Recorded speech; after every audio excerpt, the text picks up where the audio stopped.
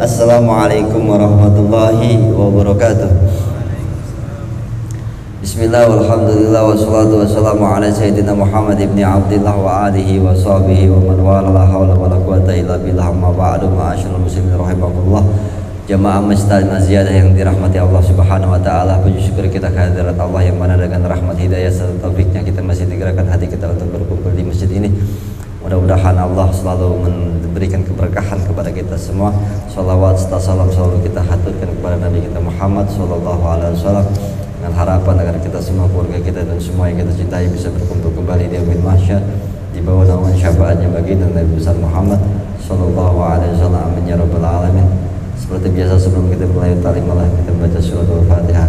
Kita khususkan untuk pengkaran kitab Syekh Abu Hamid Muhammad bin Ahmad Al-Ghazali, man syaraha fi syahadil kitab Syekh Muhammad Isa bin Muhammad Al-Halan wa sahibu hadzal maqam Zayyad bin Muhammad Amin Muhammad Ali bin Hadi Abdul Samad Rasulihim wa buruhim zudukim ajmain annallah yaghfir lahum wa yarhamuhum wa yu'li darajatim fil jannah wa inni dalina min barakatihim wa asra anwarim wa nafatim bidin dunya wal akhirah. Syawdilallahumul Fatihah.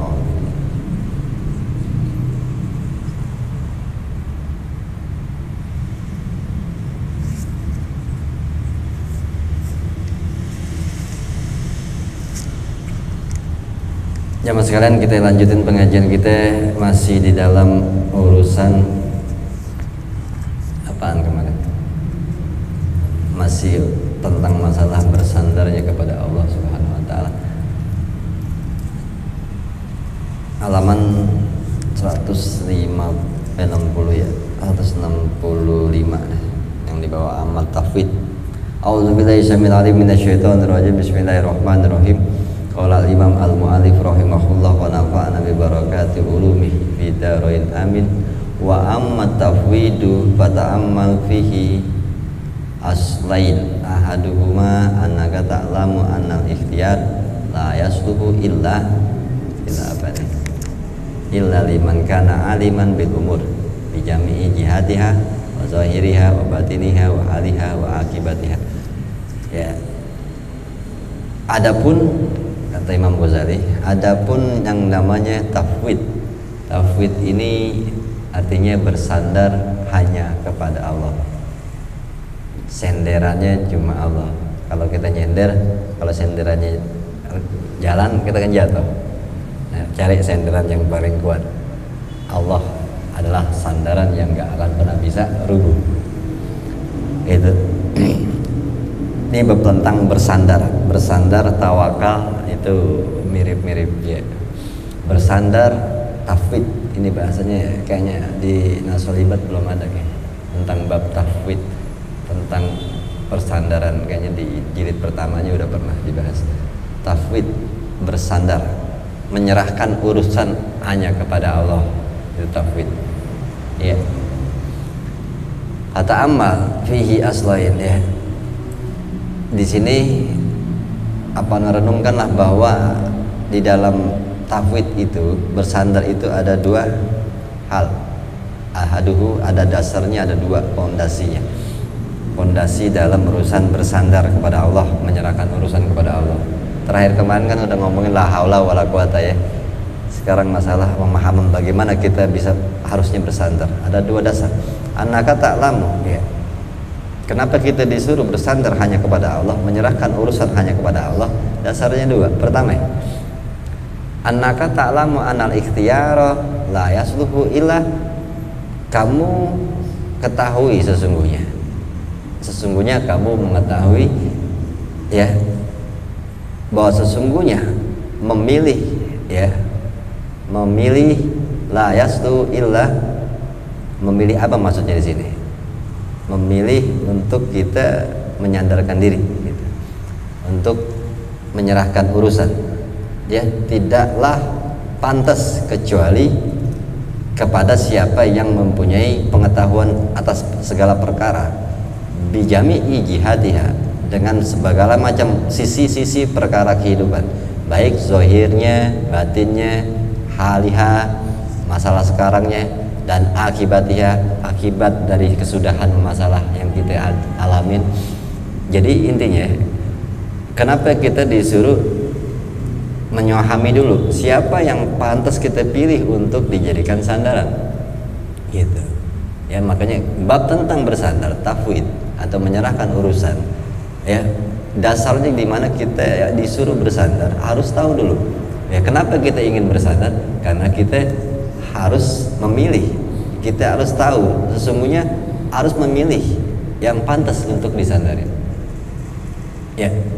Siapa yang pantas untuk disandarin, untuk dijadikan sandaran kita untuk semua permasalahan hidup kita ya, kita serahkan kepada dia, yaitu siapa yang mengetahui segala perkara, ilmunya banyak ya, dengan segala macam sisi pemahaman baik zahir batin, keadaan sekarang akibatnya akan terjadi seperti apa. Itu kalau ada orang yang bisa memahami seperti itu, baru kita bersandar sama dia ya. Wa illa fala ya'man.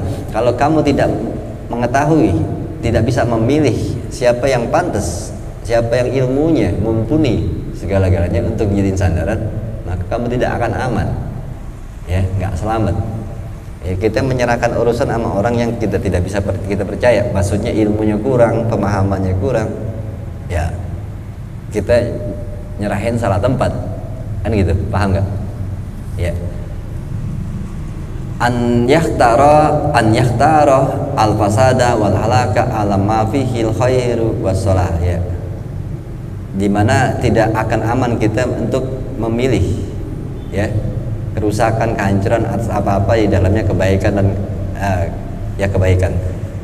Jadi maksudnya kita nggak akan aman, kita nggak akan tahu mana baik mana buruknya hasilnya kalau kita sandarin perkara kita sama orang yang tidak paham, tidak tahu banyak, tidak mengetahui tentang seluk beluk kehidupan baik sekarang ataupun akibatnya, baik yang zahir ataupun yang batinnya itu. Kalau kita nggak menyerahkan nama orang yang ahlinya, makanya kita tidak akan aman dari kerusakan dan kehancuran. Ala tara annaka law qulta di Badawi ya, tidakkah kamu merenungkan, gitu kan gitu. Taro diartikan merenungkan, memikirkan, melihat, memahami ya. Coba renungin gini, anaka, seandainya kamu nih sesungguhnya law qulta, kamu mengatakan kepada badui, ini badui orang dusun, orang kampung ya, ngomong sama orang kampung, orang-orang kampung sama kampungan beda ya.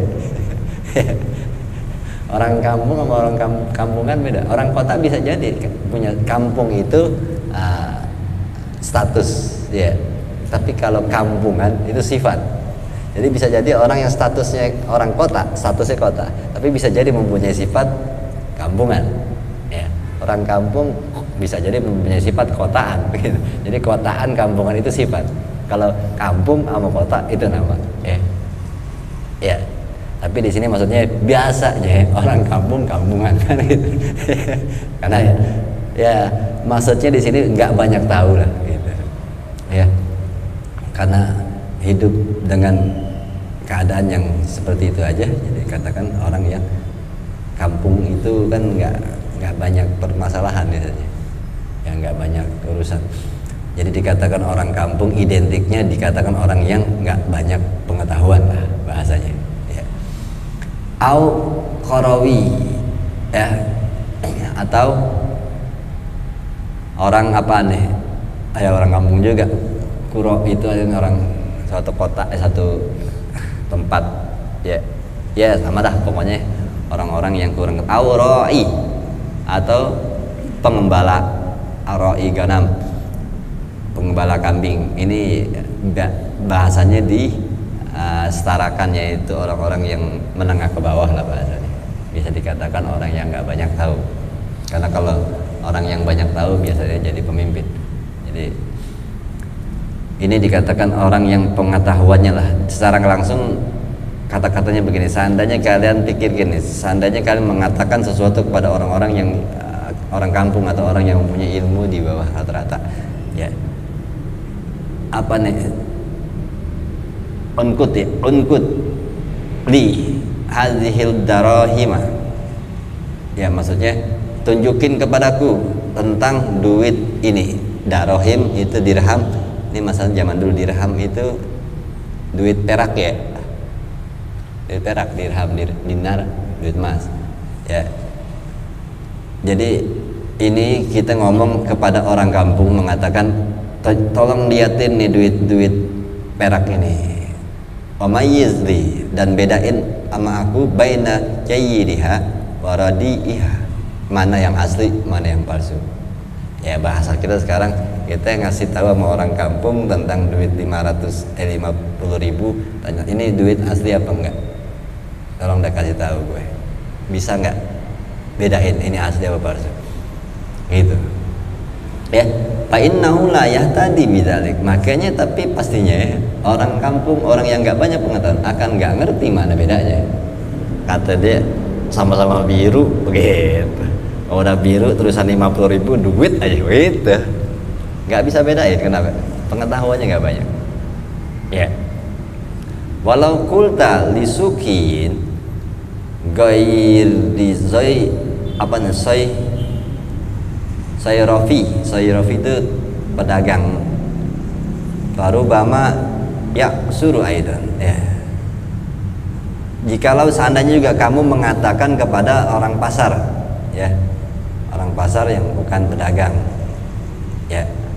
Kalau pedagang biasanya tahu aja duit asli duit palsu ya. Pastinya kesulitan juga, bisa jadi pedagang juga walaupun udah mulai tinggian dikit pemahaman pengetahuannya, dia sering berurusan sama duit, bisa jadi masih kesulitan membedakan mana asli sama palsu ya. Lalu fala ta'manu izan, kalau begitu kamu tidak aman ya untuk, atau maksudnya nggak bisa ketemu lah jawabannya, nggak bisa dapat kepercayaan ini benar apa palsu kalau nanyanya sama tadi orang. Jadi orang-orang yang tadi disebut itu nggak pantas untuk kita sandarkan permasalahan kita, karena kita tetap aja nggak akan pasti ini duit asli apa palsu, karena pengetahuan mereka terlalu dangkal gitu. Nggak sepantasnya kita nyerahin permasalahan duit ini palsu apa enggak sama mereka. Itu yang dibilang kita harus paham saat kita menyandarkan sesuatu urusan, harus sama orang yang paham, yang mengetahui segala-galanya gitu ya. Itu syarat pertama kan.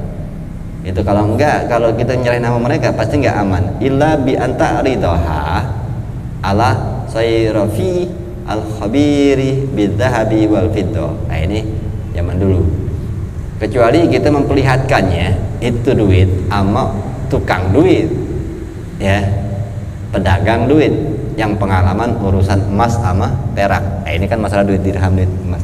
Enggak, kalau sekarang kita harusnya mempercayakan ini duit asli apa palsu kepada orang-orang BI.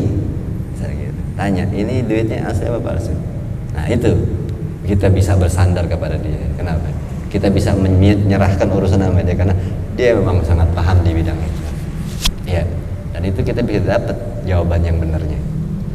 Tapi kalau sama pedagang yang nggak ngerti sekalipun juga, maksudnya orang-orang di pasar sering ketemu duit, nih asli apa palsu, kayaknya sih palsu. Nah ada kata kayaknya, ini kan juga goyang gitu kok ada kata kayaknya gitu, kemungkinan asli nih, kemungkinan ini yang kita nggak bisa sandarkan. Kita nggak bisa bersandar sama orang yang masih ngomongnya kemungkinan, kayaknya itu.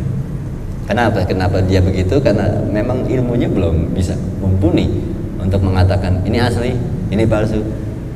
Itu butuh ilmu. Dan ini makanya pas kita serahkan kepada tukang duit, pedagang duit atau yang bikin duit, maka baru kita bisa mendapatkan. Nah, itu yang dibilang menyerahkan urusan kepada ya, bersandar, harus syaratnya siapa yang sangat paham. Tadi dikatakan ilmunya baik sisi zahir batin, sekarang masa yang akan datang efeknya semuanya dia paham. Wa ma fihi ma minal khawasi, dan apa-apa yang diantara mereka itu fihi ma ya, minal himanya kemana tuh? Mana tuh di dalamnya? Hilang. Aidon alabat syairul.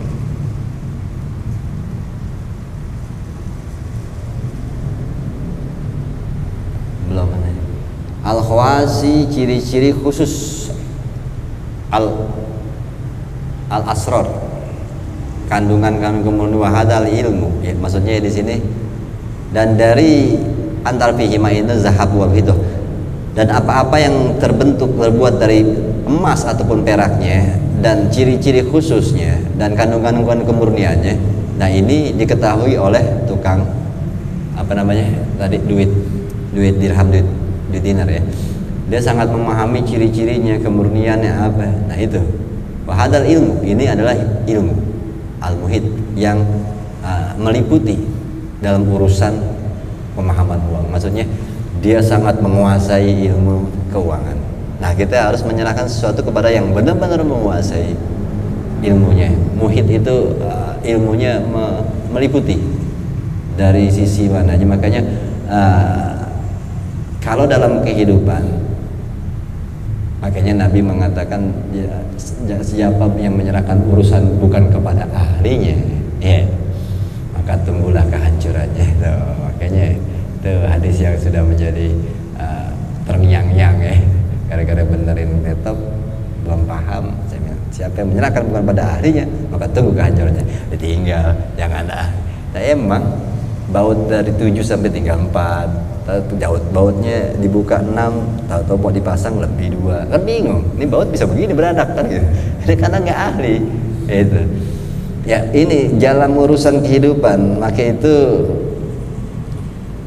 urusan agama, urusan dunia sekalipun, maka itu kita manusia yang dikasih kemampuan mendalami sesuatu ya satu doang ya. Kalau otak ini nggak kuat, orang-orang yang ahli teknik nggak akan sanggup mendalami hadis.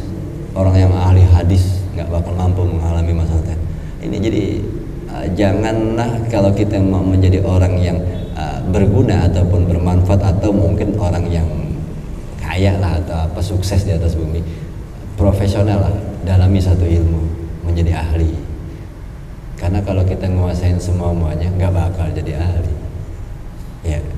Bisa nahu, bisa sorot, bisa ini, bisa hadis, bisa ini orang hebat banget semua menjadi bisa, nggak mungkin soalnya itu nggak mungkin. Makanya kalau misalnya ada acara seminar ngomongin teknik mesin, pasti yang diundang adalah orang yang ahli teknik mesin. Makanya yang kepanggil yang fokus ya. Seminar misalnya seminar agama gitu, mau bikin orang seminar tentang pemahaman tasawuf, pasti yang dipanggil ahli sirat, karena dia yang fokus di bidang itu.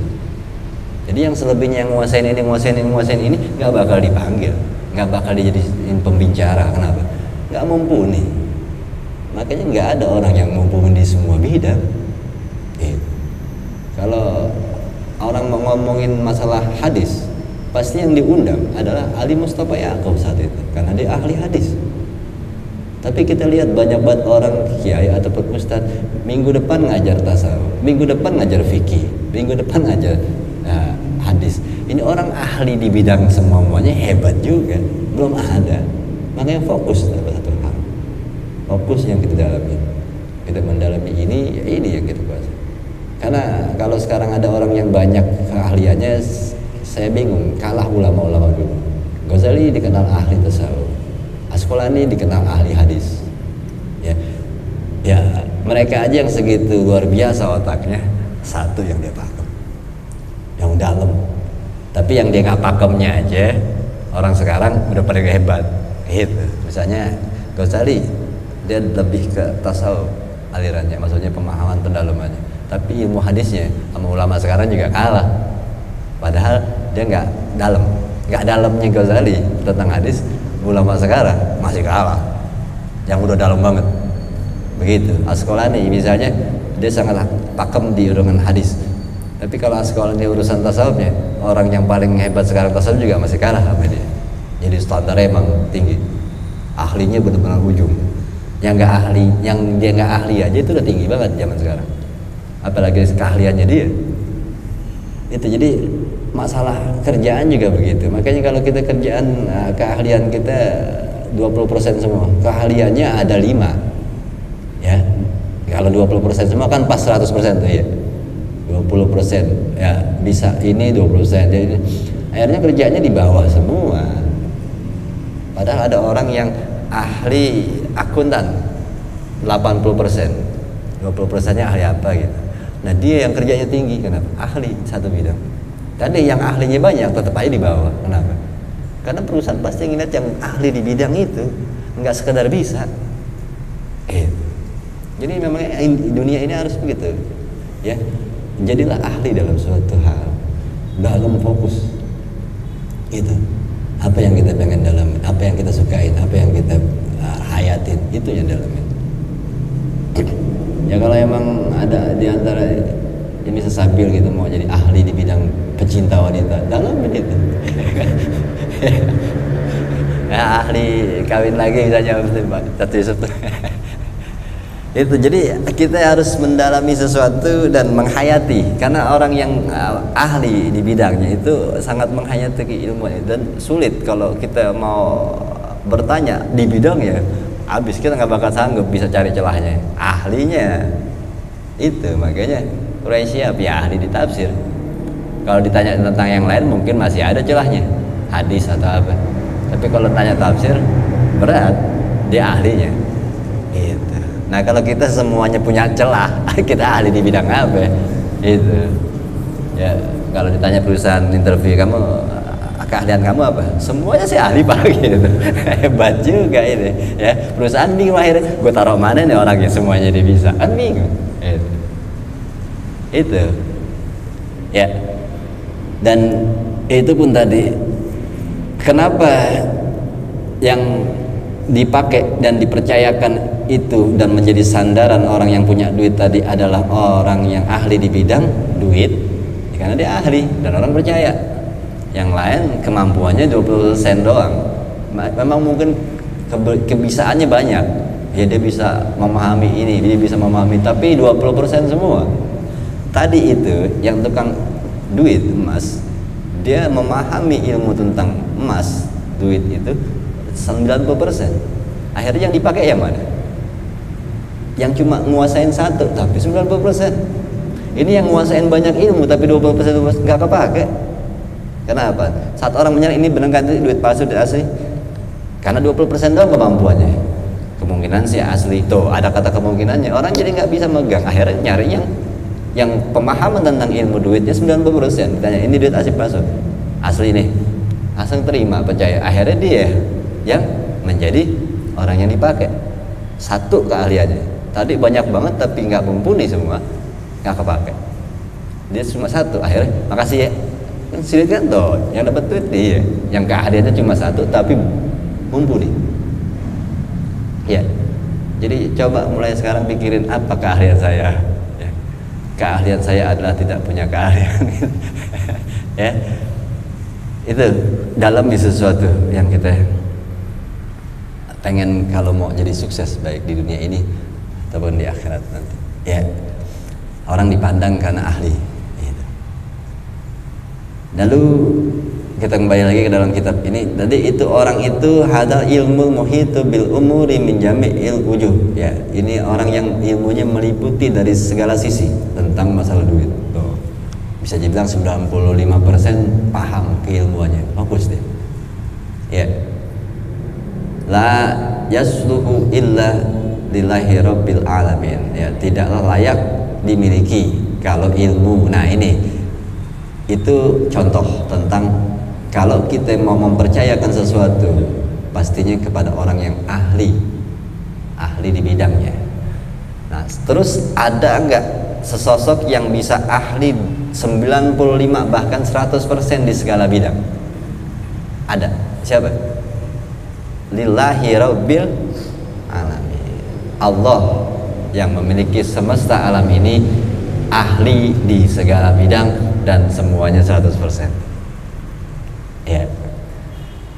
Fala yastahiqu idzan ahadun ayyakuna lahul ikhtiyarun wa tadbiru illa lillahi wahdah la syarikalah. Mangkenya gitu. Mangkenya itu bahasa mangkenya. Seharusnya kita menyerahkan atau memilih Allah sebagai sandaran kita dalam segala urusan. tidak ada sekutu bagi Allah dalam menyandarkan segala urusan. Kenapa? Kita harus mempercayakannya kepada Allah segala macam urusan, karena Allah mengetahui segala urusan 100%, semuanya. Gitu. Paham ya? Tadi kan udah dicontohin, ya orang bisa percaya sama ahli emas dan perak karena ilmunya hampir 100% menguasai itu. Kita percaya. Dan Allah segala bidang kehidupan, ilmu kehidupan, Allah tahu semuanya 100%. Dan seyogyanya kita menyerahkan segala urusan, menyandarkan urusan kepada Allah Subhanahu wa taala. Walidzalika yaqulu azza min qailin. Dan oleh karena itu Allah menyatakan, wa rabbuka yakhluqu ma yasha'u wa yakhtar. Allah lah yang menciptakan apa aja yang Dia pengen dan memilih apa yang Dia pengen. Maka lahumul khiyarah. Tidak ada pilihan bagi mereka. Manusia nggak bisa milih, Allah yang milih. Jadi jadilah Allah sebagai tempat kita bersandar. Ya, maksudnya minta Allah yang menentukan, Allah yang memutuskan dalam urusan kehidupan, karena Dia yang lebih tahu, Dia yang bisa bikin masalah, Dia yang bisa tahu solusinya. Semua dari Allah. Maka itu serahkan dan sandarkan urusan apapun kepada Allah Subhanahu wa taala. Itu ya. Bisa begitu. Nanti bab selanjutnya itu mampu tidaknya tergantung tingkat kesabaran kita. Itu pemahaman selanjutnya mungkin habis lebaran kali. Itu. Jadi semua ini bisa terlaksana. Sejauh mana kita bisa menyandarkan semua urusan kepada Allah, sejauh mana tingkat kesabaran kita. Kok ke situ? Nanti mungkin habis lebaran kayaknya. Kalau Anda lihat masih 4 lembar lagi. Gitu. Jadi tentang kita ukur kesabaran kita sampai mana, disitulah kemungkinan mampu tidaknya kita bersandar kepada Allah. Ya, jadi bukti saat kita belum sanggup dengan baik bersandar kepada Allah, itu bukti kita belum pakem kesabaran kita. Itu.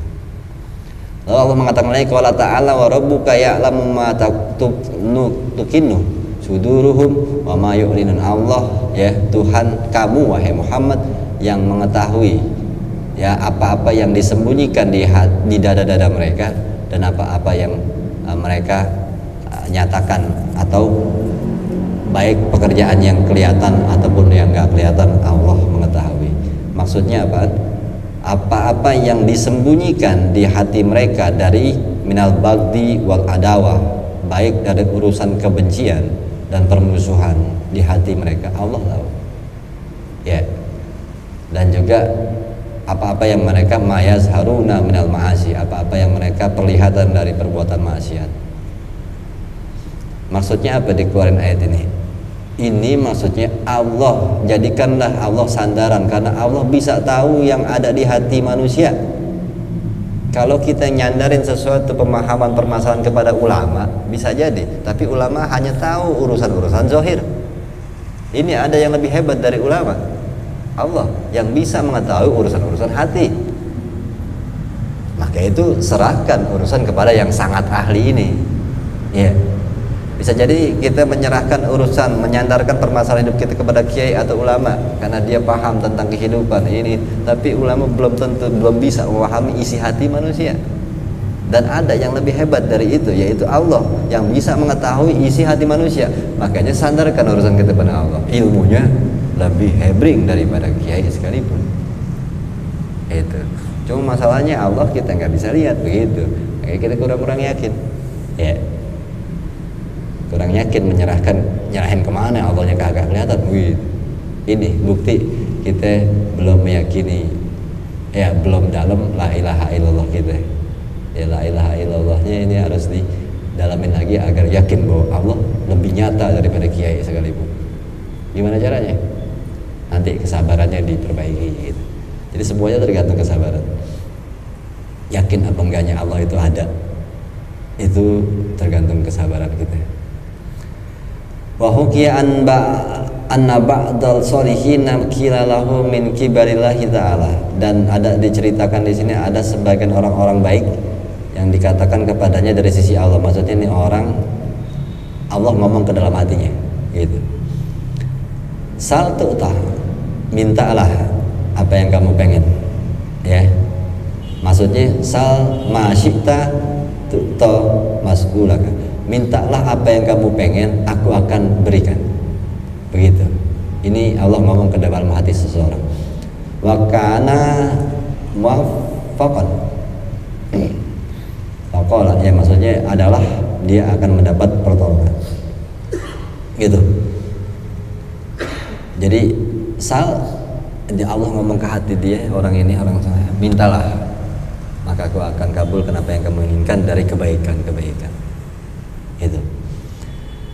Faqala, Allah orang ini mengatakan, inna aliman bi jami'il wujuhi yaqulu li jahil min jami'il wujuh. Sal tu'ti is a'lamu madza yasluhu li fas'aluhu walakin iktar antali. Begitu. Dia mengatakan begini, sesungguhnya orang-orang yang alim, orang yang yang mengetahui segala macam sisi, dia akan mengatakan li jahilin min jami'il wujuh, bagi orang yang bodoh dari segala macam sisi. Saltuti ais a'lamu ma za yasluhuli. Dia mengatakan, jadi maksudnya dia bilang gini, kita manusia, orang yang bodoh, tidak banyak tahu segala macam sisi kehidupan. Allah Maha tahu segalanya. Ngapain saya minta sama Allah? Maksudnya kata Allah kan, minta apa yang kamu pengen dari kebaikan-kebaikan. Dia bilang, saya manusia bodoh, tidak paham, mendingan saya serahin kepada Allah. Allah yang lebih tahu mana yang baik buat saya. Tuh. Ya, makanya salah tuh. Gitu, makanya dikatakan di saya engkau diberi, tapi ais. Ya, ais ini di sini digantikan, ada nggak di dalam itu? Ais itu artinya ayu sayin. Ais itu orang Arab ngomong gitu. Segala sesuatu a'lamu madza yasluhuli, segala sesuatu yang aku tahu daripada apa yang baik untukku, fas'aluhu, ya, maka aku akan minta.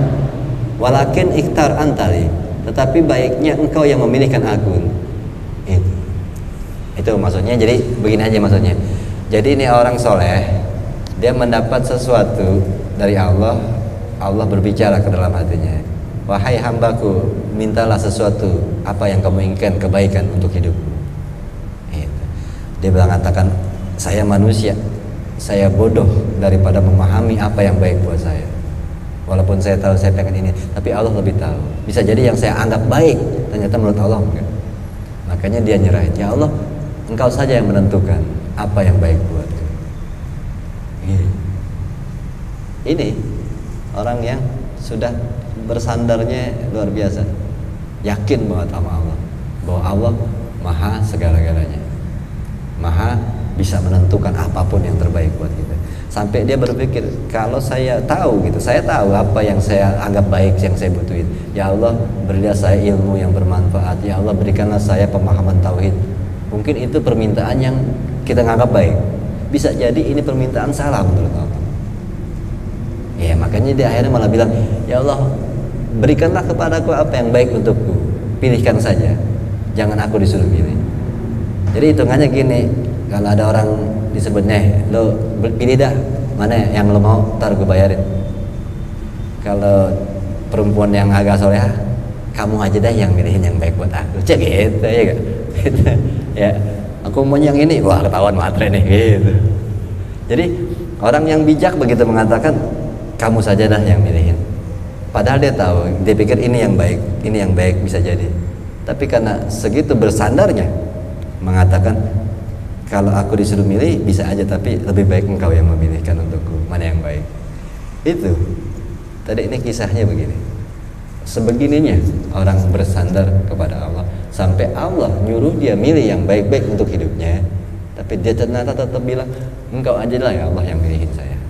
Ini bukti bahwa bersandar habis, ya. Maksudnya menyerahkan urusan benar-benar sama Allah dan percaya penuh sama Allah, apa yang baik buat dirinya. Itu hadhihi itu dia terakhir begitu. Hadhihi maksudnya apa sih begitu? Ya, hadhil jumlah, ini pemahaman ini ya sangat besar. Ini pemahaman luar biasa. Itu kan gitu. Pahami dan dalami.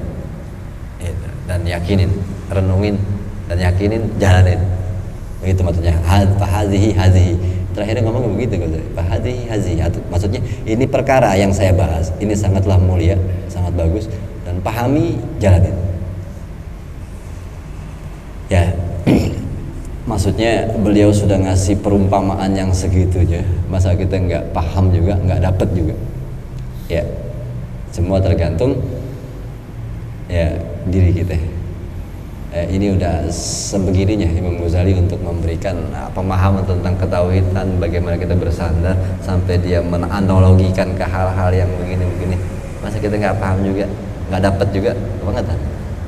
Nah itu. Ya. Wal aslu sani, yang kedua. Nah, dok yang kedua aja. Nah, apa sih tadi? Bersandar itu harus ada dasarnya. Pertama tadi itu, dasarnya adalah bahwa kita harus bersandar kepada seseorang ataupun sesosok yang mempunyai ilmunya, mumpuni segala-galanya. Baru itu pantas disandarin. Yang kedua dasarnya, ya, kenapa kita harus bersandar kepada Allah? Mataqulu law anna rajulan qala laka, ya. Apa yang kamu katakan seandainya ada orang laki-laki berkata kepada kamu, aku mubijami umurika, aku yang akan nanggung segala macam urusan hidupmu. Wa udabbiru jami amat tahtaju ilai min masalihika, dan aku akan bertanggung jawab segala macam urusan-urusan kepentingan yang baik buat dirimu. Fawawitil amra kullahu ilayya, maka serahkanlah aja udah semua urusanmu kepadaku. Nih, ini ada orang ngomong gitu sama kita. Aku yang akan nanggung pokoknya urusan semuanya sama gue dah. Apapun yang gue pengen kerjain pasti yang baik-baik buat lo. Udah, lo serahin aja urusan lo sama gue. Begitu bahasanya. Ada orang ngomong gitu. Fastagil anta bisa nikah lazi ya nikah. Ya. Maksudnya ya udah kamu sibuk aja dengan urusan apa yang jadi kepentingan dirimu saja. Wa huwa indakal a'lamu ahla zamanik, ya. Dan kita disuruh santai aja karena kita tahu ini orang menurut kita itu, ya, orang ini sangatlah orang yang paling punya pengetahuan di zaman kita. Jadi ini yang ngomong sama kita tadi gitu, udah lo urusan lo semuanya, kebaikan lo gue yang tanggung dah, pokoknya lo tenang-tenang aja, pokoknya semua urusan gue tanggung, tafwid aja sama gue, bersandar aja sama gue, serahin aja sama gue. Dan ini yang ngomong itu a'lam ahli zamanik. Dia orang yang paling tahu, ilmunya paling paham tentang kehidupan di zaman kita. Orang paling pintar di zaman kita ini. Orang yang paling tahu kehidupan zaman sekarang. Wa ahkumuhum wa aqwahum, ya, yang paling bijak. Tuh, ini udah semuanya nih. Orangnya pintar, pemahaman hidupnya luar biasa, orangnya sangat baik dan bijaksana, paling kuat, ya. Dan penuh kasih sayang, orangnya nggak ada kebencian, kedengkian, ya. Wa atqahum, dan juga paling takwa di antara kita. Dan wa asdaquhum, asdaquhum, dan yang paling dipercaya di antara kita semua. Wa aufahum, dan paling jujur, setia, memenuhi janji. Alasta taqtanimu dzalika wa ta'uduhu a'zama nikmatin wa tamtannu minhu akbara minnatin wa taqaddimu lahu aw fara syukri wa ajmala sana'i. Ya, di sini dikatakan alasta, tidakkah kamu ambil kesempatan dengan hal itu, anggap engkau, ya, mendapatkan anugerah yang sangat besar, yang dihaturkan, yang di penghormatan, rasa syukur. Summa idza stara laka syai'an la ta'rifu wajha salah fihi falatah jaru bidzalika. Itu makanya ini suatu hal yang bisa jadi, boleh jadi kita pastinya akan benar-benar menyandarkan hidup kita sama itu orang. Ini orang nggak ada celahnya, ya. Dia nggak ada celahnya. Orangnya bertakwa banget, jujur, setia, baik, pinter, bijaksana, semuanya dia punya, kuat, mungkin materinya banyak, hal macam, penuh kasih orangnya. Terus dia bilang, udah urusan semua lo nggak usah pikirin, gue tanggung, lo serahin aja sama gue. Aman gak kita? Tenang. Bahkan summa idza taro, kita dipilihin syai'an la ta'rifu wajha salah fihi, Seandainya kita dipilihin sama dia nih orang yang tadi, udah lo jalan ke sono dah, ya tar urusan apanya gue yang nanggung. Kita nggak tahu nih jalan yang ke sono disuruh sama ini orang baik apa buruk, bahaya apa enggak. Tapi kenapa kita nggak khawatir, ntar jalanannya bahaya, kita jalan santai aja, nggak takut ini jalanannya bener apa salah. Kenapa? Kita udah sangat percaya sama ini orang. Ya, latah jaru lazil bizalik, kalian tidak akan cemas. Walaupun saat dia memilihkan sesuatu jalan, kita masih nggak tahu ini baik apa buruknya, tapi kita nggak cemas sama sekali. Kenapa? Kita sudah segitu percayanya sama Tuhan. Iya, paham nggak? Paham? Ya, wajar kalau yang masalah baik-baiknya yang dikasih atau yang dipilihin sama dia, itu kita percaya. Nih kita nggak tahu ini yang dikasih sama dia pemahaman ataupun jalan. Ini kita belum tahu ini baik apa enggak, tapi kita nggak cemas. Kenapa nggak cemas? Karena kita yakin ini orang ilmunya banyak, ini orang bijak, ini orang yang baik, kasih sayang, takwa. Itu. Makanya sekalipun permasalahan hidup yang kita jalanin ini nggak enak atau apapun yang dipilihin dia, kita tetap percaya pasti dia maksudnya baik nih. Walaupun mungkin awalnya begini dulu. Kita udah begitu pikiran kita. Kok gue disuruh begini, tapi kayaknya kok nggak enak banget ya. Tapi pasti maksudnya baik nih. Nggak ada kecemasan, malah husnuzon loh. Iya.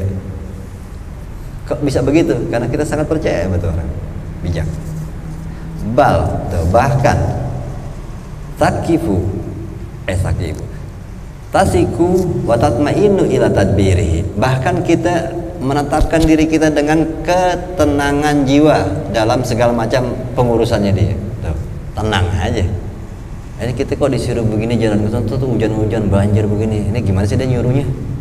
Santai aja, kalau dia yang nyuruh pasti bagus lah. Begitu, padahal kita lagi ketemu sama badai apa, saking percayanya. Iya,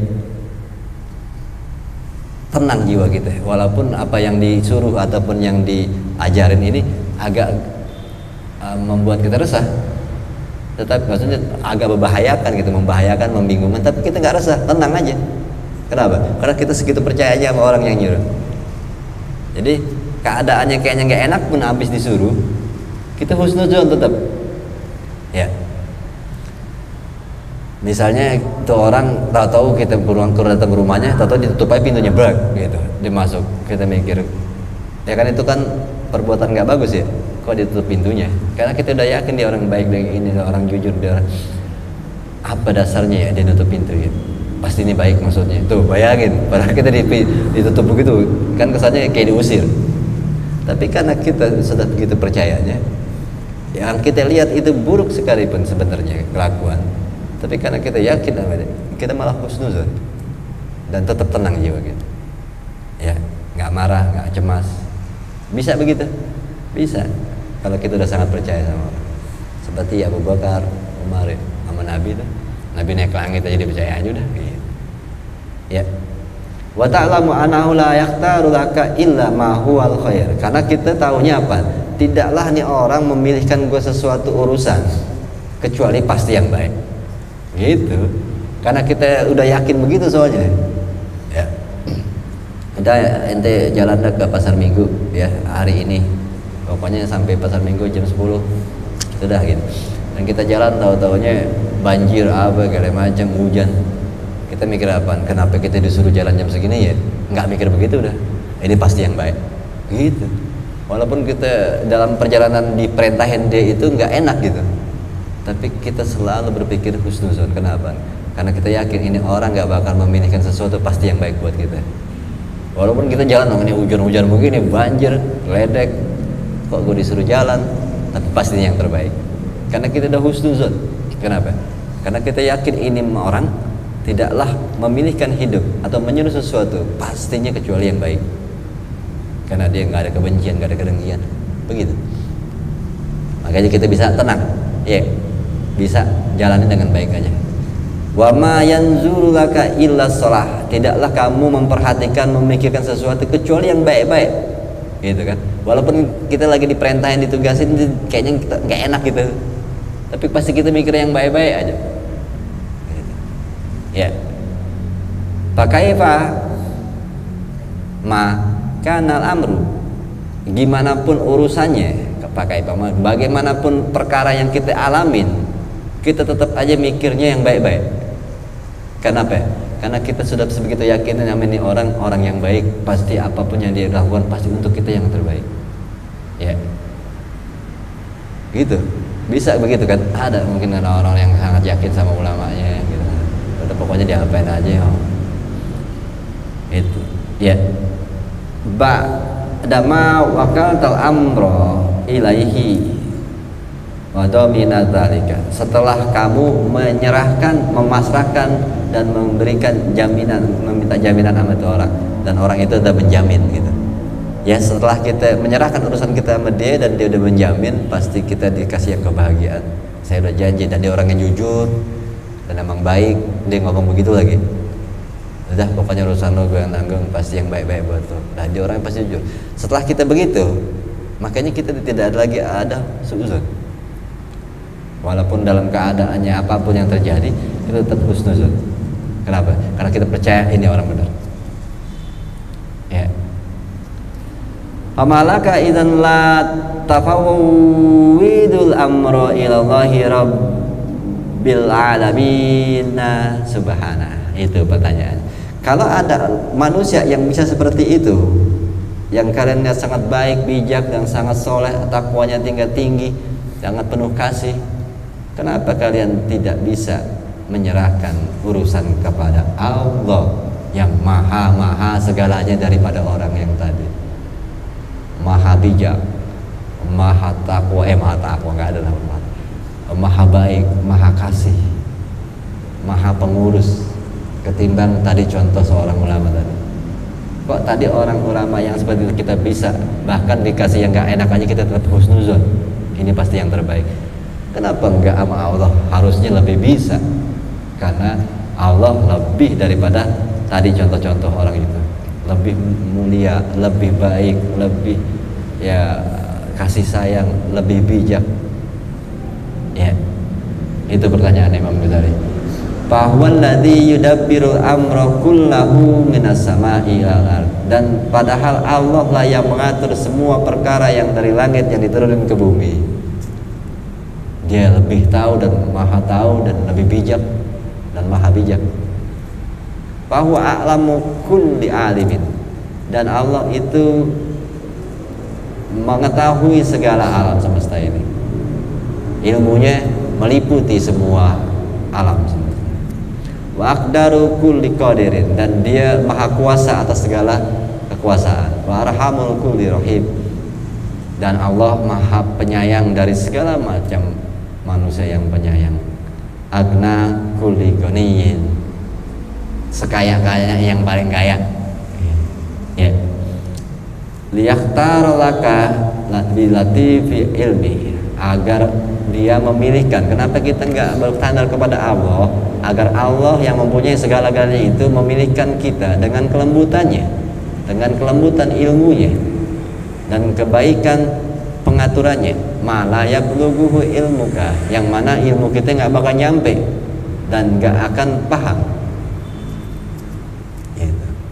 Wastagil anta bisa nikah lagi, ya nikah bi akibatik. Ya, maka itu sibukkanlah dirimu dengan kepentingan-kepentingan yang berarti di dalam urusan akhirat. Maksudnya apa? Ya udah, serahin sama Allah, kita sibukin diri aja menuju kepada surga. Gimana caranya? Ibadah agar bisa masuk surga. Urusan dunianya sandarkan kepada Dia, Allah yang maha mengatur segala-galanya. Tugas kita, wa ma khalaqtul jinna wal insa illa liya'budun. Maka itu dibilang, udah sibukkan aja kalau begitu dirimu dengan urusan-urusan yang bermanfaat, yaitu apa? Mencari akhirat, tempat kita pulang. Urusan dunianya ya tadi itu Allah yang uruskan, kita sandarkan aja sama Dia. Akhirat aja yang kita kejar. Ya, bahasanya ini urusan-urusan gini lo aja ya, gue lagi mau ngerjain ini tuh. Jadi dipercayain kepada Allah, kita lagi ngerjain ini untuk urusan kita ke surga. Itu bisa enggaknya nanti kita dalamin lagi di bab sabar. Ya, nanti tinggal masalahnya presentasi aja ya. semampu mana kita bersandar. Lalu wa idza akhtarak laka amron la ta'lamu wajha sirrihi wa radita bidzalika wa ananta ilaihi kaifa ma kana. Jikalau ya ketika Allah memilihkan segala urusan yang mana kamu tidak tahu dari sisi rahasianya, aneka apa namanya, maka kamu redho dengan segala sesuatu itu, bizalika, dan kamu tenang atasnya apapun keadaannya. Itu ya, bahwa sholah wal khair, hal itu adalah yang pantas dan baik. Kata amal rasyidan insyaallahu wabillahi wat taufiq. Jadinya ini permasalahan yang dimana kita sudah menyerahkan urusan dunia kepada Allah. Allah yang akan memilihkan urusan kita, dan kita redho karena saat Allah sudah memutuskan kehidupan buat kita, bukan berarti harus baik, bukan berarti harus enak, terserah Allah. Kalau Allah, ya Allah, aku sandarkan urusan dunia ini kepadamu ya Allah, aku serahkan, aku minta engkau memilihkan hidupku ya kepadamu ya Allah, pilihkan untukku yang baik-baik. Itu kan keinginan kita, yang baik-baik. Tapi setelah kita serahkan, terserah Allah. Jadi bukan berarti saat kita menyerahkan urusan dunia kita kepada Allah, kita fokus kepada akhirat, kita akan senang. Enggak, terserah Allah. Tapi itu yang dibilang rodita, kamu harus redho. Ternyata dipilihinnya hidup susah, hidup begini, ya udah terimain, karena kita udah nyerahin. Ini jangan berarti maksudnya dengan bab seperti ini kita menyerahkan urusan kepada Allah, kita akan jadi yang enak-enak doang. Enggak. Kalau dinyerahin ya udah, apapun yang Allah akan tentukan dalam hidup kita harus redho. Tetap kita fokus kepada tujuan kita, yaitu ada hidup setelah ini. Yang dipilihin, ya Allah, kok saya sudah nyerahin hidup kepada kamu, kok hidup saya jadi begini ya Allah. Ya terserah Allah, kan kita udah serahin. Allah mau bikin kita susah, senang, bahagia, sedih, itu udah pilihan yang dari Allah, dan pastinya itu yang terbaik. Kita kan udah pernah ceritain yang masalah ketabrak sama serempet doang, ya kan? Itu udah pasti apapun, kalaupun kita lihat kayaknya nggak menyenangkan, itu yang terbaik. Allah maha bijak, Allah lebih tahu, serahin. Itu. Jadi jangan salah paham. Saat kita menyerahkan urusan kepada Allah, bukan berarti itu akan jadi enak terus. Enggak. Serah Allah. Kita udah mempasrahkan. Serah Allah mau ngasih kita urusan seperti apa, hidup kita seperti apa. Tapi redho, dan kita tetap fokus kepada tujuan kita, ada hidup setelah ini. Begitu. Ya, maka itu babnya setelah ini adalah adapun redho toh. Bab selanjutnya redho, makanya ngomongin ya. Karena kita menyerahkan kepada Allah. Nah, ini kan pengennya pas kita menyerahkan agar Allah memilihkan yang enak-enak aja. Emang hidup mau enak aja, gitu deh. Ya, terserah Allah. Nah, makanya Allah saat Allah memilihkan, tentunya Allah memilihkan yang gak enak. Makanya bab selanjutnya adalah redho. Nah, setelah redho, makanya pondasinya adalah selanjutnya sabar. Intinya itu, nggak bakal bisa redho kalau nggak bisa sabar. Gitu. Sampai sini aja, insya Allah manfaatnya ya. Namanya Sarudin tuh, apa acara apa nih? 40 hari lo kawin lagi ya? 4 bulan 10 hari ya? Hah? 4 bulanan kan ya? 4 bulanan sama 4 bulan 10 hari beda ya? 4 bulanan. Nannya itu 10 hari maksudnya ya. 4 bulan 10 hari. Oh iya, 4 bulan 10 hari kawin lagi. 4 bulanan. Nannya maksudnya apa? 4 bulan bayi di kandungan gitu ya. Yang itu insya Allah udah masuk ruh ya. Ya, dia bikin acara tuh, wah, kalau ada di rumahnya nggak muat karena ada koneng masih buka gitu. Jadi di sini aja acaranya cuma kita bacain Fatihah aja ya. Kita bacain Fatihah, habis kita baca Fatihah dapat makan nasi kembuli. Kan enak baca Fatihah dapat nasi kembuli. Ya, makanya yang ikhlas bacanya. Ya, kita bacain Fatihah buat Esar Marhadi jadi Ya, bininya siapa nama bini lo? Nia juga lagi. Apa? Panjangnya apa ya? Kurniawati. Panggilannya Nia juga. Kurniawati binti. Hah? Hardi. Bapaknya? Kan binti bapaknya. Udin Samsudin. Iya. Pokoknya ada din-dinnya gitu ya. Ya, sedang hamil ya 4 bulan, mudah-mudahan disehatkan ya, diberkahi, dijadikan di dalam kandungan itu penuh kasih sayang Allah, mudah-mudahan bisa sampai keluar dengan normal, dengan baik, sehat ya, semuanya.